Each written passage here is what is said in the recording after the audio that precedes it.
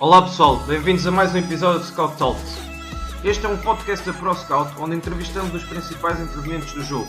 Neste episódio de Scout Talks, eu, Francisco Gomes da Silva e o André Cruz entrevistamos um dos técnicos mais promissores do futebol português.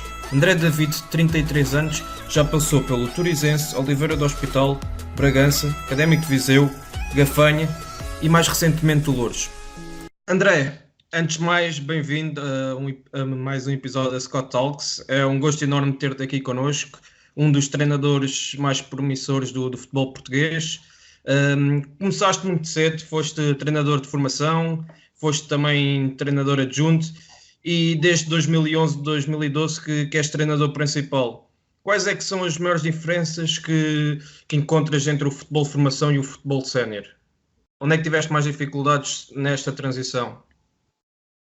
Olá, começar por vos cumprimentar e agradecer o convite, indo diretamente à pergunta. Sim, o meu percurso foi feito essencialmente durante 4 ou 5 anos na formação, nas seleções distritais de Vila Real, prospector do Benfica, depois aí camadas jovens do Sport Clube da Bambos, Bambos Futebol Clube, desculpem, e só depois é que virei adjunto.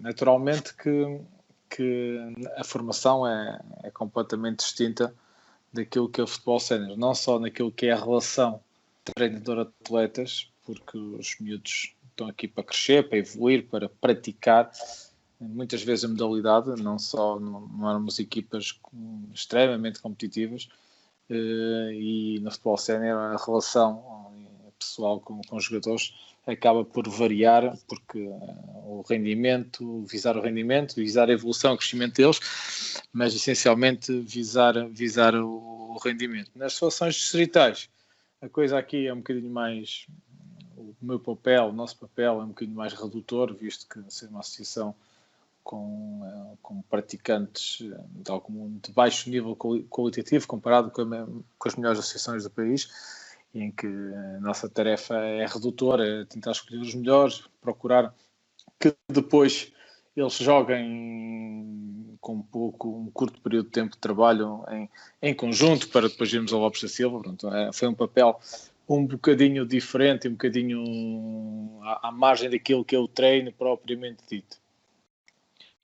O que é que eu vos posso dizer? Sim, desculpa. Dias, continua. O que é que eu vos posso dizer? Aqui não consigo distinguir diferenças. A metodologia de treino, há algumas diferenças, sobretudo no trato, sobretudo nos objetivos inerentes àquilo que é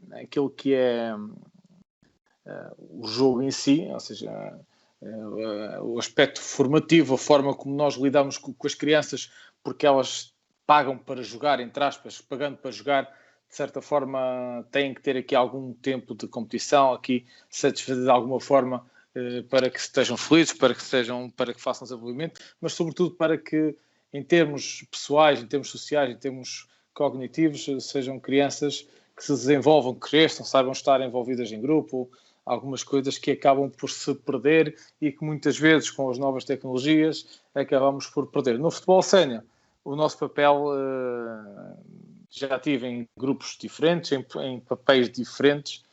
Enquanto treinador principal do Grupo Esportivo Turizense, um projeto com jogadores de empresários, jogadores com uma média de idades de 19, 20 anos, é diferente, e quando lidamos com malta mais velha, acaba por ser diferente, mas parece-me que quando nós convencemos pelas nossas ideias, pela nossa metodologia, pelo nosso trabalho, que aquilo que fazemos traz resultados, faz crescer, faz ganhar, chegamos mais facilmente à vitória, e eles seguem-nos, eles acompanham e eles desfrutam daquilo que nós lhes propomos.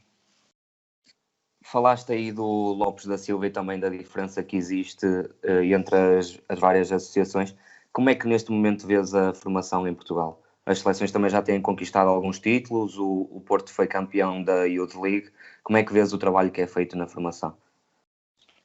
Eu estou um bocado afastado da formação, daquilo que é o contexto mais prático. No entanto, visto de fora, há alguns anos esta parte, e parece-me que é aqui, muito à custa daquilo que foram as equipas B, e tudo que atrás disso trouxe o crescimento ou o saltar de etapas que começou a ser adotado pelos grandes clubes para que os jogadores desenvolvessem e passassem para patamares competitivos superiores. Refiro-me ao facto das equipas grandes, os 5 maiores clubes portugueses, se assim se pode dizer, com as equipas B, terem um contexto competitivo favorável ao desenvolvimento de jogadores que já estão num patamar ótimo de evolução, e a segunda liga permite-lhes que eles ultrapassem aqui algumas etapas, com malta mais velha, malta que dá algum suporte em termos daquilo que é o resultado esportivo, para que depois eles cresçam num ambiente saudável, num ambiente propício ao desenvolvimento e à otimização daquilo que são as suas características individuais. E parece-me que esta vantagem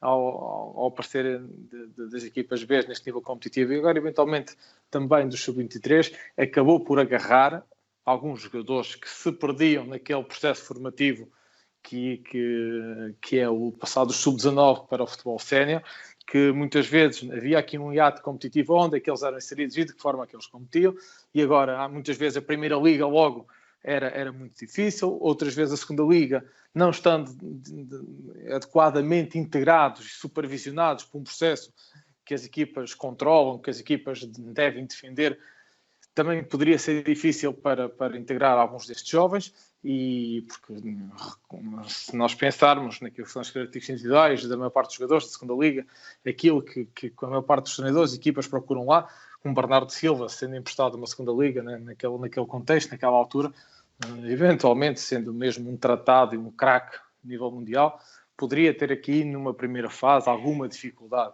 e assim este criado de patamares competitivos permitiu que o crescimento e fosse colocado no topo do bolo daquilo que era o crescimento e a evolução que os jogadores tiveram durante os patamares competitivos, e que fez com que iniciados já joguem sub-15, já jogam sub-15 em sub-16, sub-17 e sub-18, e o Benfica, o Porto, o Sporting, o Vitória, o Braga, quando têm jogadores já num patamares competitivos superiores, acabam por adiantar e acabam por ter ali os escalões de formação com um nível competitivo adequado aos projetos individuais que eles criam para cada um deles.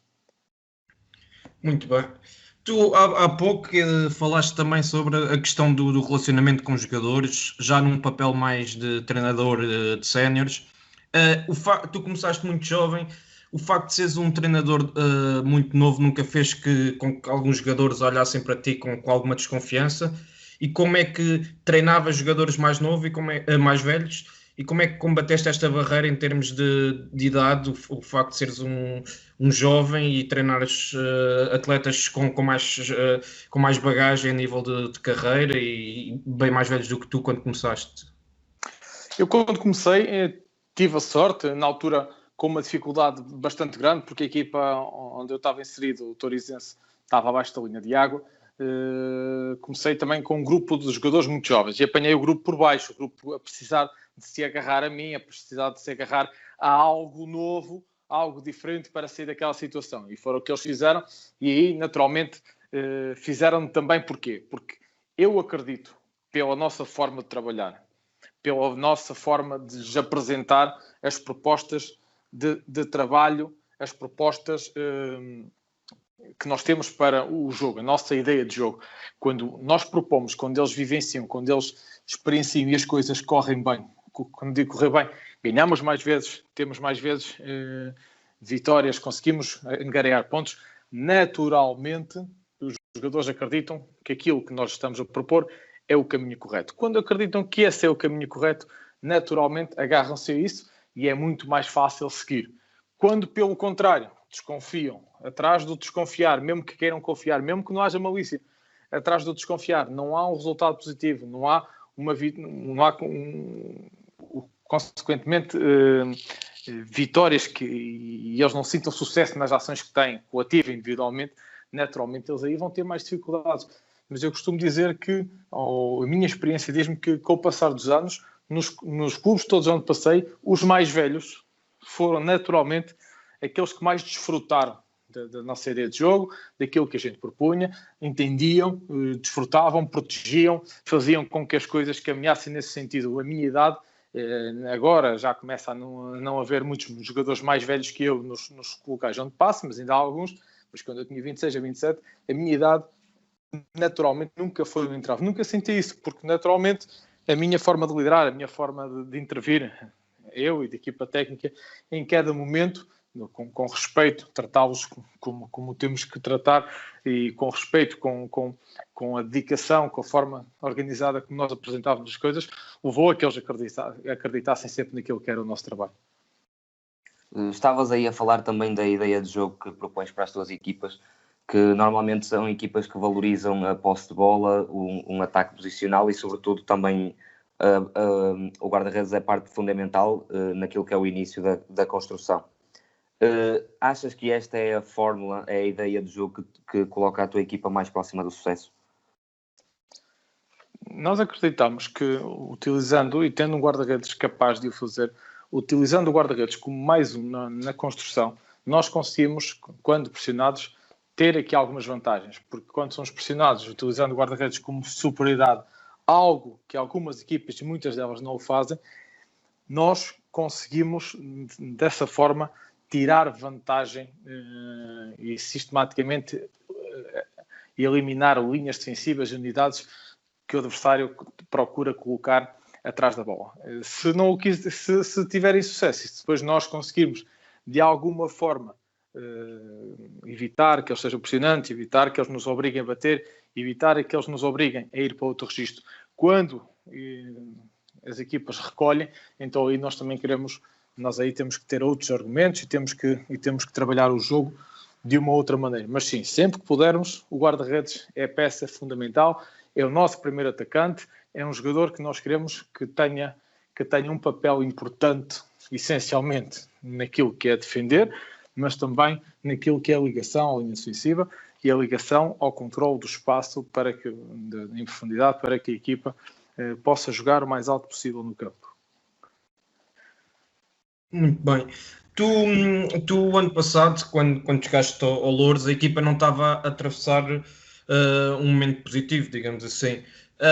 Como é que nessa altura tentas romper com aquilo que era o momento anterior, de outra equipa técnica, e tentas passar uma mensagem positiva dos jogadores, daquilo que já falaste agora, dos jogadores desfrutarem, de ter bola, de ter um futebol atrativo também, que mobilizasse o público em torno da equipa e conseguir galvanizar isso para dentro do campo?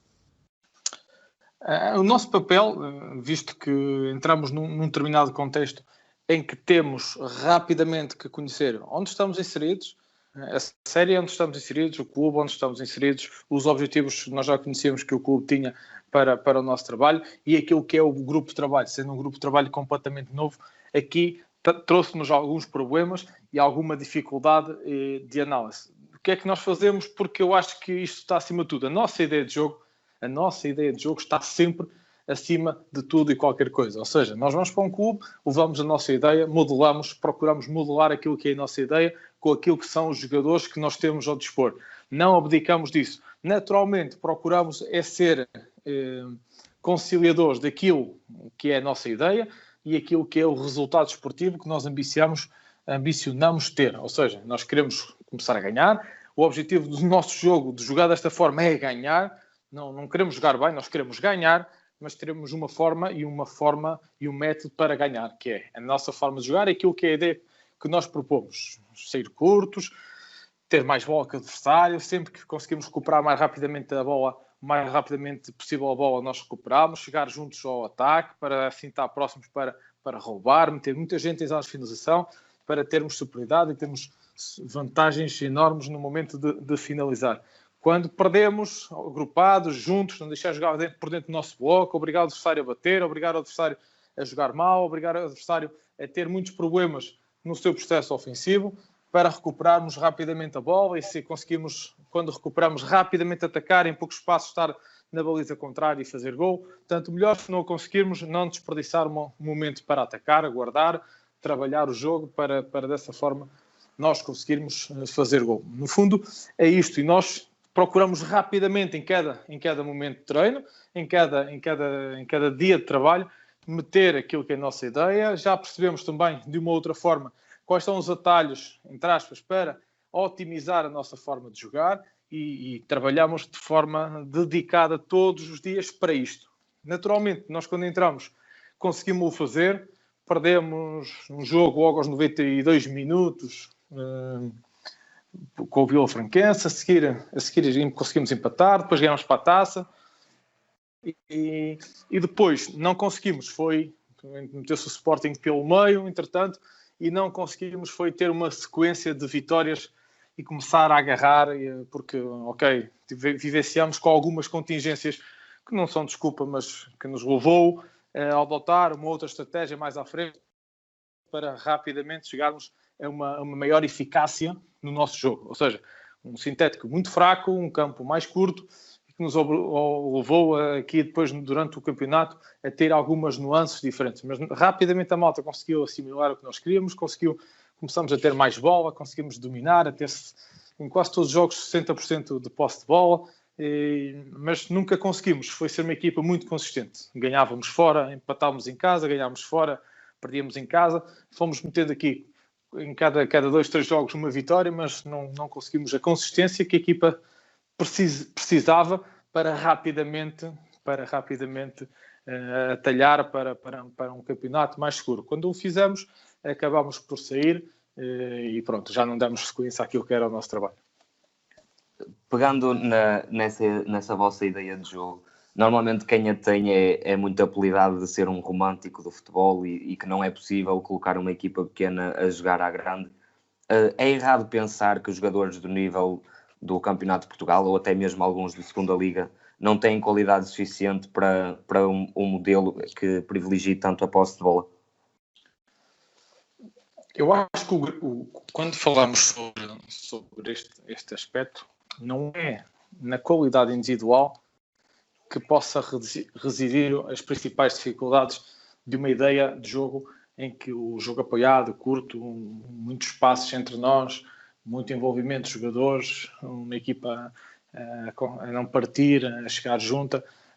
Este envolvimento todo acaba por nos ser mais prejudicado pelas próprias contingências externas, que nós não controlamos. O estado do campo, as relvas, mais isto, em que quando vamos à alta competição e olhamos para estes modelos que nos inspiram, vemos lá relvas boas, quase sempre, em quase todos os jogos, mesmo que chova, mesmo que faça sol, mesmo que faça vento, a capacidade para jogar é grande. Neste contexto, eu acho que há extremamente bons jogadores que conseguem executar qualquer ideia de jogo. Naturalmente, uns mais adaptados para uma determinada ideia, outros mais adaptados para outra. Os nossos jogadores estavam perfeitamente adaptados. Os jogadores que nós temos encontrado aqui, no Louros, antes na Gafanha, antes em Bragança, em Toriz, Oliveira do Hospital, foram tudo contextos onde nós conseguimos fazer com que eles crescessem, com que eles colocassem em prática esta ideia, colocassem em prática esta forma de estar. Tecnicamente, o jogador, para jogar futebol, tem que saber passar, tem que saber fintar, tem que saber fazer um drible, tem que saber fazer um desarme. Se ele necessariamente perceber aquilo que são o básico do futebol, aquilo que nós chamamos de centro de jogo, ofensivo e defensivo, naturalmente o nosso jogador, porque se joga, porque está preparado com as ações táticas e ações técnicas e elementares para jogar, ele está preparado para jogar qualquer ideia de jogo. Assim ele aceita, assim ele perceba, e assim ele perceba que pode ser útil, pode ser potenciado e pode crescer nesse contexto. O que nos diz o tempo, felizmente, é que de Touriz, de 2 anos, 13 ou 14 jogadores, de um ano e pouco de trabalho, de equipa sénior, e depois no ano seguinte chegaram aos campeonatos profissionais, chegaram à segunda liga, alguns andam aí pela primeira liga, como é o caso de Perdigão, como é o caso de Xavier, do Tondela, que até é um dos jogadores com mais assistências nos campeonatos todos os anos da primeira liga. Outros estiveram, já voltaram para trás. Depois, mais tarde, em Bragança, temos aí vários jogadores que também estão pela segunda liga. No Gafanha, a mesma coisa. Pronto, isto satisfaz-nos, ou isto é um indicador de que a forma como nós fazemos com que os jogadores vinham de uma determinada maneira e a forma como nós influenciamos, o feedback que temos e aquilo que fazemos com que eles façam do seu percurso ser melhor, ser mais positivo, fazer daquilo que fizeram durante um ano um crescimento efetivo e fazer com que eles, com aquele trabalho, tenham ido para melhor, tenham feito melhores contratos, tenham evoluído na carreira, satisfaz-nos e é um indicador de que aquilo que é o nosso jogo realmente está no caminho certo e aproxima-nos do sucesso. Excelente. Tu há pouco falavas da questão da confiança e da mensagem que passam aos jogadores. Por vezes há jogadores que naturalmente, nem todos, mas na maioria, gostam de ter bola, sentem-se confortáveis com bola, jogar um futebol de ataque, de ataque posicional, mas isto nem sempre é possível mediante várias situações, desde o contexto, como já falaste, a questão do próprio relevado, do sintético, desde a própria falta de confiança. Ou seja, tu quando pegas na equipa, neste caso na última época no Louros, acreditavas que se calhar para chegares mais facilmente ao teu objetivo era importante a equipa ganhar confiança, indo pontuando um ponto aqui, um ponto ali, em vez de tentar uma postura mais ofensiva que depois podia desequilibrar no momento defensivo e a equipa perder perto do final do jogo. Acreditas que, ou seja, ganhando um ponto aqui, um ponto ali, isso pode, a longo prazo, é rentável para a equipa em termos de confiança e depois consegues passar uma melhor mensagem daquilo que são as tuas ideias e o teu modelo de jogo? Então, as vitórias, a eficácia que nós temos que ter no nosso jogo é que dita depois a eficiência, depois esteticamente aquilo que vai ser a nossa ideia. Porque se nós quisermos jogar muito bonito, mas não for eficaz, jogamos muito bonito, jogamos muito elaborado, fazemos 1001 passos cá atrás e depois não conseguimos nunca marcar gol, não conseguimos evitar que o adversário nos marque gol. Quer dizer, isto é estupidez, estamos a ser ridículos. E os jogadores não compram a ideia? E os próprios jogadores não compram a ideia? Não conseguimos convencer que esta é a linha de sucesso quando sistematicamente perdemos. Não conseguimos. Ninguém é convencido com a derrota. Naturalmente, quando perdemos não está tudo bem, não está tudo mal, quando ganhamos não está tudo bem. Mas há aqui um meio termo que temos de ter a capacidade para avaliar. É o certo, mas temos que validar aquilo que é o nosso jogo pela eficácia que nós conseguimos meter no nosso jogo. E a eficácia reflete-se em quê? Não sofrer, evitar que o adversário nos crie situações de finalização e que nos marque golos. O gol por si é uma coisa, mas o número de situações que o adversário consegue fazer por jogo, que nos consegue criar por jogo, é outra, por um lado. Por outro, o número de situações que nós conseguimos provocar no adversário, a forma como conseguimos lá chegar, e depois o número de gols que a gente consegue fazer ao adversário, que são uma avaliação daquilo que é o crescimento ou não do nosso trabalho. E é a curva e o caminho que baliza aquilo que é o nosso trabalho. Naturalmente, nós temos que ganhar. E nós fomos fazendo. Ganhámos, empatámos, perdemos, empatámos, ganhámos para a taça. Depois um resultado, já não sei, menos positivo, mas depois fomos ganhar fora ao Nogueirense. Entretanto, em casa não conseguimos ganhar. Ou seja, tivemos aqui um agarrar de alguns pontos e de um crescimento. Mas o caminho foi-se fazendo. O que é que isto tem aqui associado? Que quando a gente entra ao meio, não controla. Os objetivos é que a equipa se propôs. É natural que uma equipa que luta para não descer, que tem poucos pontos, sabe que está no caminho, tem pressão de pontuar, tem pressão de se agarrar ao ponto. Uma equipa que luta para subir e tem poucos pontos, às vezes não se consegue construir a confiança rapidamente, porque é de certa altura a pressão de ganhar, a pressão de estamos no jogo é sempre do tudo ou nada. Ou ganhamos ou empatar é mais do mesmo, os adversários vão se afastar. Este equilíbrio, este crescimento, esta autoconfiança, este fazer de acreditar que o processo é longo, que o campeonato é longo, que nós podemos aqui conquistar alguns pontos e com o tempo vamos aproximar que o adversário vai perder pontos, é que muitas vezes acaba por, nesta definição de objetivos, acaba por castrar ou prejudicar o desenvolvimento e o crescimento em termos coletivos. Porquê? Porque aquilo que é a meta que nós nos propusemos está cada vez mais longe. E quando nos olhamos para cima e vemos uma meta cada vez mais longínqua e percebemos que é cada vez mais difícil, naturalmente cria aqui alguma ansiedade, cria aqui alguma precipitação e cria aqui algum nervosismo extra que nós tivemos que saber desfazer, saber redefinir objetivos, para depois começar a encarrilar para aquilo que era o nosso principal foco. Na altura, e a partir de certa altura, muito novembro, dezembro para a frente, a manutenção, reformular o plantel de acordo com aquilo que eram as nossas ideias e caminhar rumo a isso. Quando o fizemos, quando saímos do clube, aliás, nós fomos a equipa técnica no clube que fez mais pontos, fizemos 20 pontos nos 41 da equipa. Quando a gente saiu do clube, estávamos numa sequência já de 6 jogos, com 3 vitórias, 2 empates e uma derrota.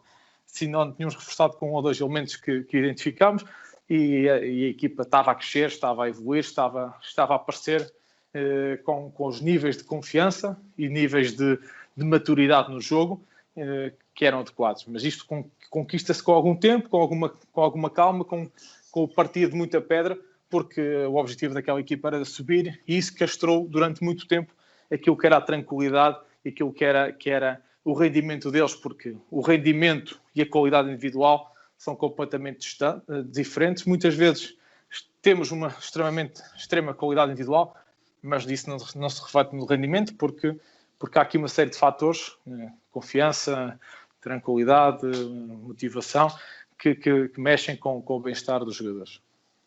Claro. Outra questão, em relação a... hoje em dia, o mundo da análise tem vindo a crescer muito, e a informação dos adversários e da própria equipa. Como é que tu achas que numa realidade mais baixa, onde os próprios jogadores, uma realidade competitiva mais baixa, onde os próprios jogadores podem não estar tão habituados a este lado da análise de forma mais desenvolvida, como é que os jogadores estão receptivos a receber informação sobre os adversários e também mesmo da própria equipa, para análises durante a semana e também como preparação para o jogo seguinte?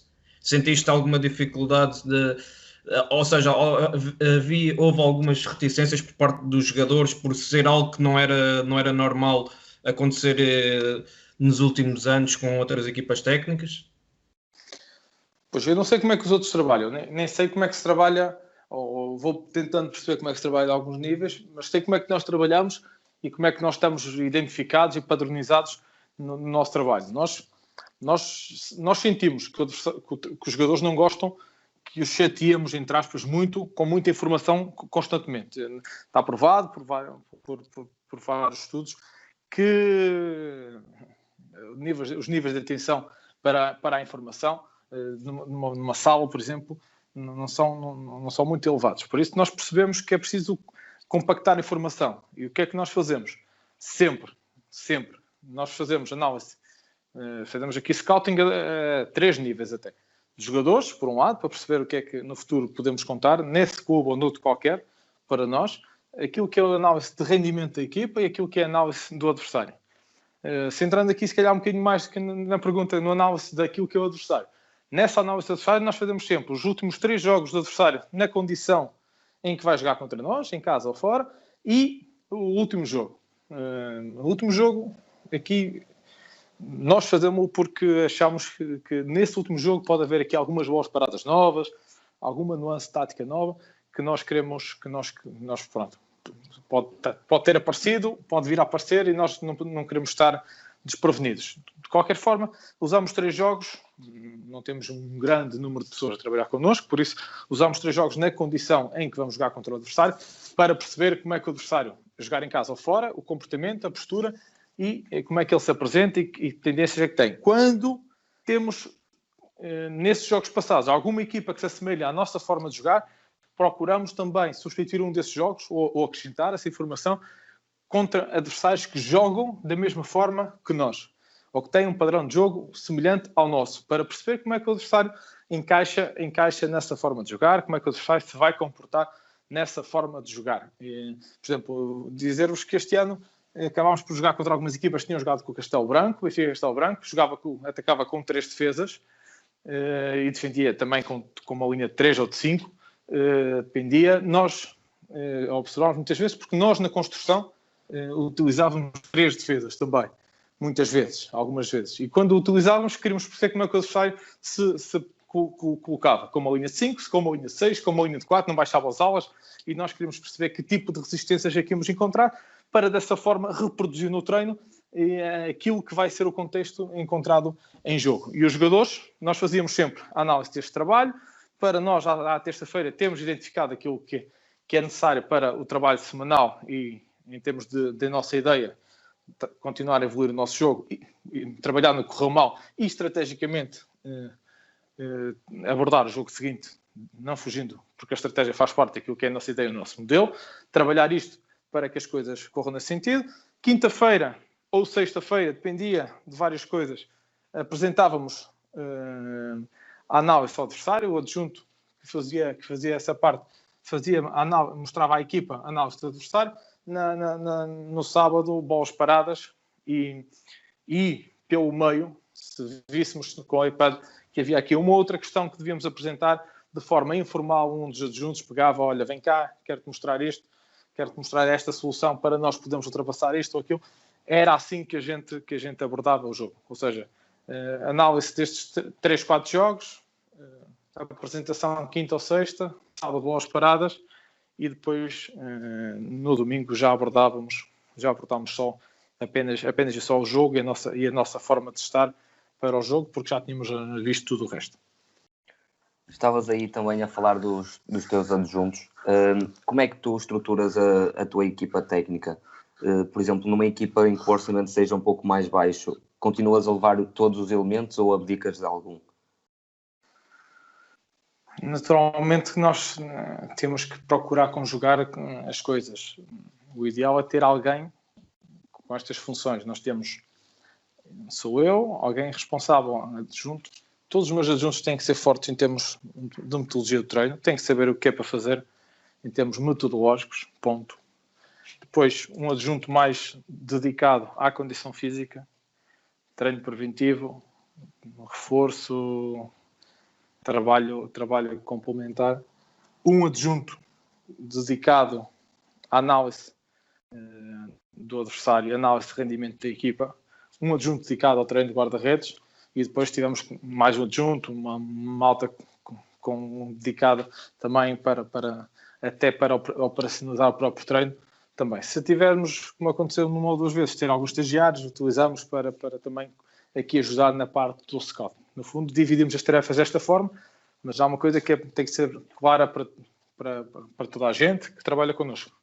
Conhecedora do modelo de jogo, conhecedor de todas as nuances daquilo que é o nosso modelo de jogo, daquilo que é a nossa ideia, daquilo que vai ser o nosso modelo e, naturalmente, capazes de esclarecer todos os jogadores disto. Depois, em termos metodológicos, em termos daquilo que é a forma de trabalhar, tem que ser malta que domine, que controle e que seja muito capaz, porque há pouco falávamos como é que chegamos aqui e ali e a forma de nós chegarmos a uma determinada forma de jogar é com o exercício. Está para nós o exercício como eventualmente para o mecânico que está a chave de fendas que aperta e desaperta, mete a força certa para que a porca esteja devidamente apertada e nem muito nem pouco. Aqui nós também. A nossa ferramenta é o exercício e é através do exercício que nós construímos tudo. Muito bem. Falaste também da questão da observação e do scouting. Que valor é que dás a estas duas áreas dentro da tua equipa técnica? E se é algo que trabalham constantemente, tu há pouco te referiste isso, que observavam também os jogadores para construir uma base de dados para o clube onde estão inseridos ou no futuro. Como é que trabalham esta questão do scouting e também que valor é que dás ao scouting de jogadores e à análise dos adversários? O scouting do adversário permite-nos deixar tranquilos com aquilo que vai acontecer no jogo. Perceber a previsão meteorológica. Ok, vamos para a rua, mas vou daqui para Lisboa, eu estou em Vila Real, vou daqui para Lisboa, em Lisboa vai estar a chover na hora que eu chego, por isso se eu vou ter que ir, não posso ir de chinelinho de dedo, tenho que levar uma sapatilha, ok, vou ter que ir agasalhado porque vai estar a chover e está frio. Isto faz parte, no fundo, nós percebemos o que é que vamos encontrar com o adversário. Joga curto, joga longo, são agressivos nas bolas paradas, não são agressivos nas bolas paradas, são agressivos na primeira bola, são adversário que procura jogar curto. Nós temos de saber, isto é padrão de jogo, o que é que vai acontecer. E depois, sabendo o que é que eles vão fazer, naquilo que são uma, duas, até três nuances táticas daquilo que é o nosso modelo já construído, o que é que nós podemos com uma outra questão que a gente pode mexer para dessa forma tirar partido e criar dificuldades extra ao adversário. No fundo é isto, é ter preparado dentro da nossa ideia uma outra nuance técnica ou tática que nós possamos usar como forma de ultrapassar este adversário. Vou-vos dar um exemplo. Vamos jogar contra uma equipa que forma a linha de 5 ou forma a linha de 4 ou a linha de 5, mas raramente evita criar uma linha de 5 para defender, porque nós atacamos em 3-4-3, por exemplo, e nós, quando sabemos que isto acontece, e jogamos com 2 jogadores bem abertos, jogamos com o ponta de lança lá como referência no meio dos centrais, a procurar costas do central do lado contrário à bola. Ou seja, nós, em vez de jogar curto, ok, já que eles não baixam, vamos rapidamente circular, atrair para um lado, mas procurar uma variação com um passo longo de um dos elementos da linha de 3 para chegar rapidamente ao ala. Porquê? Porque é difícil tapar a largura de 4, nós sabemos que isto vai acontecer. Ou, por exemplo, sabemos que a equipa contrária vai jogar em 4-4-2, mas baixa lá aqueles alas, fica com 2 na frente, anda ali com 2 médios que são atraídos aos nossos dois jogadores que jogam à frente da linha 3 na construção. Então vamos puxar, se calhar, um daqueles médios, deixá-los atrair, para depois conseguir ligar nos 3 elementos que jogam ali no espaço entre linhas, ponta de lança, os dois jogadores que jogam ali na zona 10, para receber, para depois enquadrar, para depois acelerar o jogo num determinado momento. São aqui algumas destas nuances que, se tivermos estes caminhos tapados, teremos que adotar outros posicionamentos que estão previstos, mas se isto acontecer, nós vamos por aqui. E trabalhamos e vivenciamos e reproduzimos isto no nosso treino para que depois, quando chegarmos ao jogo, tenhamos isto bem oleado. O que é que nos aconteceu este ano? Por ser um sistema, nós a atacar um bocadinho alternativo, que não é muito vivenciado, é que todas as equipas que jogavam contra nós, quase todas,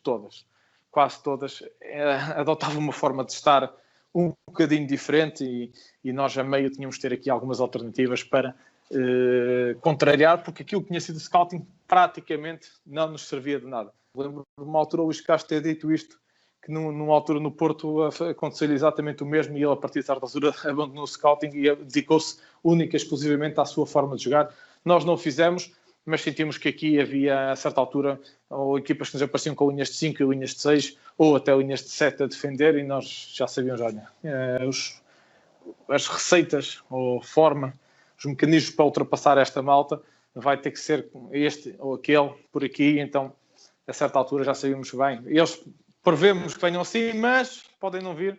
Vamos estar preparados para isto e para isto. E então, pronto, deixámos de ser surpreendidos e fomos construindo a forma de ultrapassar o adversário sempre com base nisto. Muito interessante. Em relação ao scouting dos jogadores, como é que trabalham isso para alimentarem uma base de dados vossa?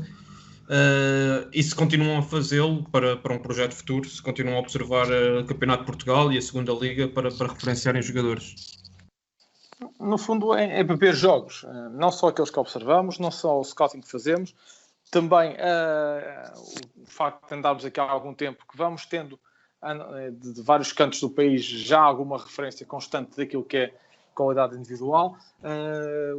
Temos a capacidade de observar alguns jogos de algumas equipas que temos como referência, que possam ter os melhores, para nós podermos perceber, nas realidades onde vamos estando inseridos, que tipo de jogadores é que temos aí para nós podermos aproveitar.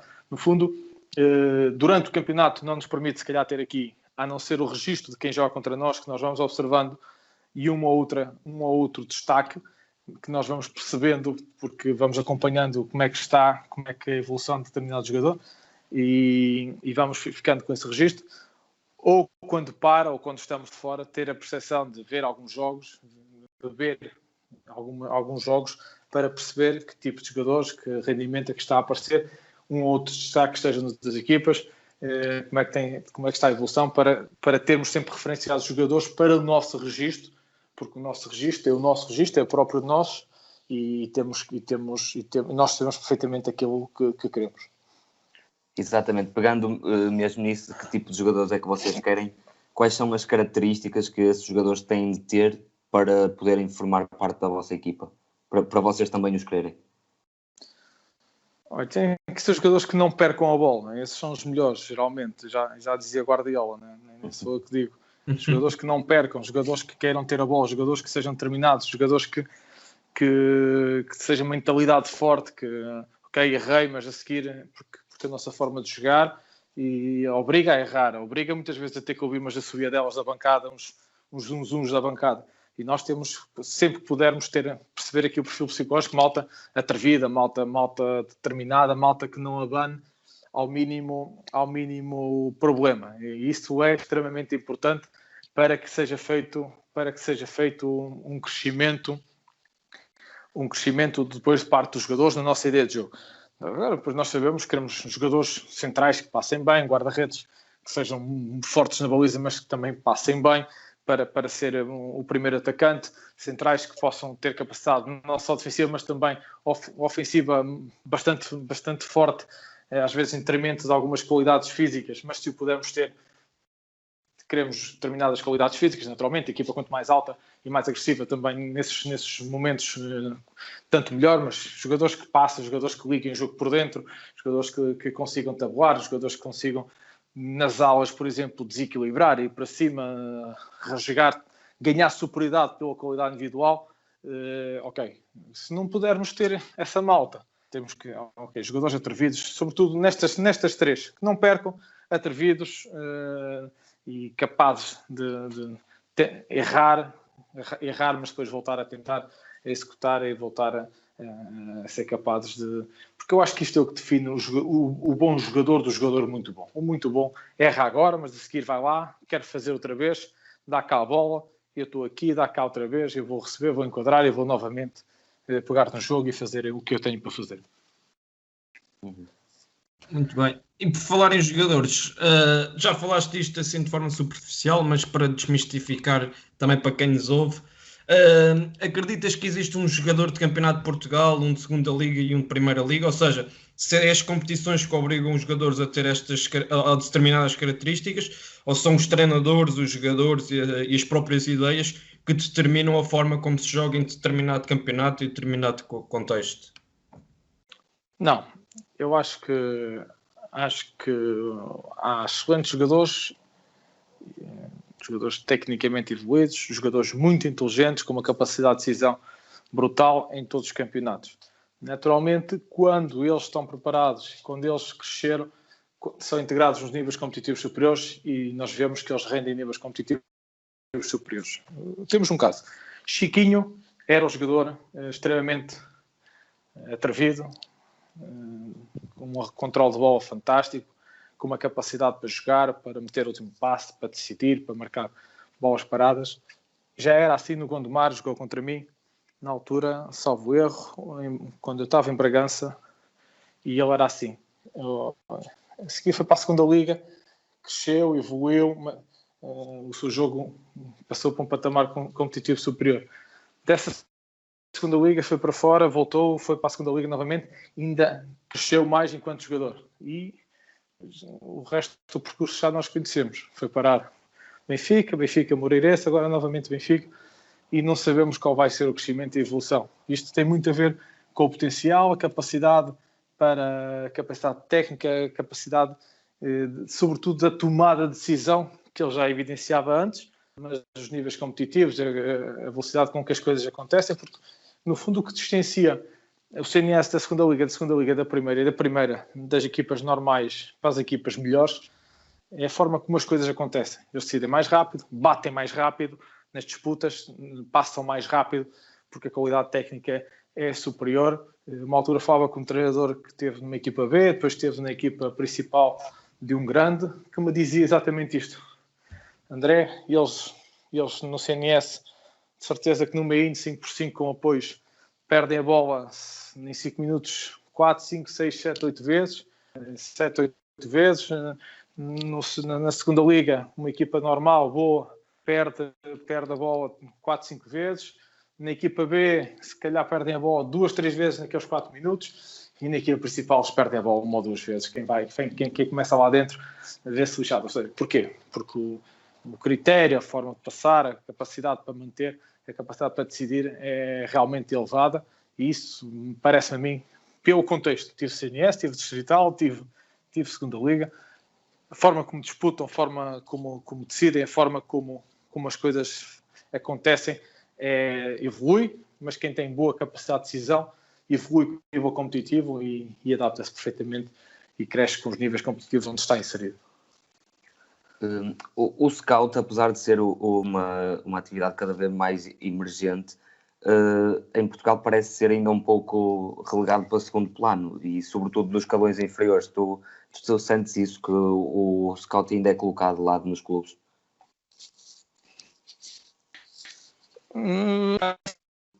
Provavelmente o scout ainda é o parente pobre das equipas técnicas, parece-me. Mas eu acho que isto está muito relacionado com os custos e com a necessidade de perceber que custos são importantes ter em determinados contextos com a equipa técnica. Se é necessário ou se não é. Por exemplo, eu estive em Viseu e achavam que não era necessário ter um scouting. Basta um scouting. Era preciso contratar uma empresa para fazer um scouting do adversário, ou ser os adjuntos, ou acumular funções para fazer o scouting do adversário. Achavam que isto não era necessário. E eu achava que era, mas não consegui ter capacidade financeira e as pessoas não podem trabalhar de graça. E eu acho que o scout ainda é um elemento que é mal pago e é um elemento que tem cada vez mais um papel importante. Não é que a importância do trabalho dele, se calhar no meu jogo, seja porque eu centro muito mais naquilo que é a evolução do meu jogar e da minha ideia do que propriamente o adversário, mas saber com o que vamos contar é extremamente importante. Não maniatamos tudo aquilo que é o trabalho semanal em função do adversário. Nada disso. Mas é importante saber com o que vamos contar. É importante ter capacidade para analisar o nosso trabalho. É importante perceber o que é que nós temos, que tipo de jogadores é que andam aí à solta, entre aspas, para nós podermos agarrar, para nós podermos tirar rendimento, porque rendimento são euros, e euros é aquilo que faz sobreviver e é o motor de crescimento dos clubes. E isso é fundamental que se invista cada vez mais, que se valorize cada vez mais, mas parece-me que a desvalorização e o aparecimento de algumas destas funções, destes colaboradores, o scout já não é novo, mas destes colaboradores que têm emergido, que se fornecem informação e fornecem um trabalho importante ao treinador principal, tudo isto tem uma importância relativa no trabalho da equipa, mas se damos, eu costumo dizer, se damos 5% a uma série destas áreas, no total, se isto representar 40% do nosso trabalho e do resultado final, é uma ponderação muito grande para nós deixarmos isto ao Deus dará e nas mãos do diabo. Então, que futuro é que prevês? Achas que vai continuar também assim ou vai ser mais aposta? Sobretudo em Portugal. Não, vai ser cada vez mais aposta, os departamentos de scouting vão aumentar, não só na observação do adversário, como na observação de rendimento da própria equipa, como na observação de jogadores para uma determinada ideia, para um determinado contexto. Isso vai ser um trabalho alicerçado e forçosamente com o maior número de pessoas nesse departamento para fazer um trabalho condizente e adequado ao contexto, para que os clubes consigam ser autónomos nas decisões que tomam e depois não estejam condicionados a decisões de outros que emprestam em função daquilo que muitas vezes são os interesses do mercado e os interesses dos campeonatos. Muito bem. Entramos agora nas duas últimas perguntas. Época passada treinavas o Loures, que se bateu de forma muito digna contra o Sporting na Taça de Portugal. Perderam 2-1, mas deixaram uma belíssima imagem. Como é que vocês prepararam esse jogo? E se achas que é mais fácil preparar um jogo contra um Sporting ou preparar um jogo contra uma equipa da vossa competição? Isto é, o Sporting é uma equipa de conhecimento geral que todas as pessoas veem, enquanto que uma equipa do vosso escalão é preciso um grau de detalhe, é preciso observar de forma muito mais aprofundada para perceber como é que as equipas jogam. Olha, nós preparamos o Sporting como preparamos uma ação. Mais facilmente, eventualmente, pelas qualidades das filmagens e pelo nível de jogo já que apresentava o campeonato da equipa do Sporting, perceber quais eram as dinâmicas, o que eles faziam de mais forte e aquilo que era a nossa estratégia para anular aquilo que era um dos 3 grandes do futebol português nacional. O que é que a gente fez? Vou dar um exemplo.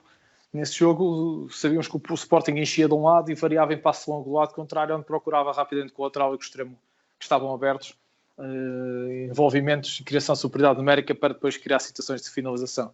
E nós, como definimos em 4-4-2, à entrada do meio campo, não pressionantes, mas juntos, curtos, a não permitir que o Sporting jogasse por dentro, algo que eles também não tinham na altura, muito como padrão, mas a evitar a variação com passo longo lado contrário. E então afastávamos um bocadinho da liga, o espaço que havia entre o segundo médio, o médio mais afastado do lado da bola, e o extremo, para que, quando houvesse passo longo, esse extremo pudesse vir e dividir, ou então chegasse rapidamente a tempo de anular aquilo que era a aceleração de jogo, por ter espaço para receber bem a bola de forma enquadrada.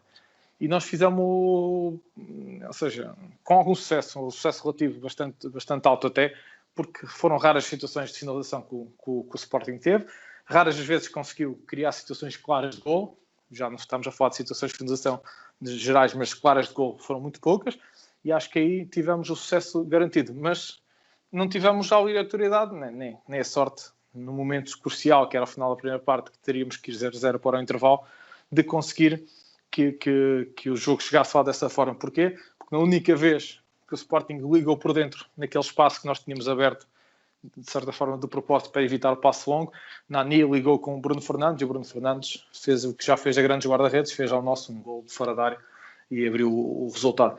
Mas no fundo foi isto, em termos de estratégias defensivos. Em termos ofensivos, foi sempre que tínhamos bola, obrigava o adversário a querer ser pressionante e a pressionar-nos, e nós nem sempre saímos curtos, saímos longo para ganhar uma segunda bola e ficar com bola no meio campo adversário, porque obrigávamos o adversário a vir cá com 4, 5 elementos, sobretudo 5, até 6 às vezes, para tentar anular a nossa saída curta, porque eles saíam e identificaram, isso foi padrão no discurso do Peseiro, queriam evitar que a gente metesse aquilo que era o nosso jogo, porque tínhamos um modelo de jogo acima da média, segundo ele, para o campeonato, e então queria evitar que a gente jogasse o nosso jogo. E para o fazerem, vinham pressionar alto. E nós chegávamos longo para ficar com a segunda bola. Conseguimos algumas vezes, outras vezes não.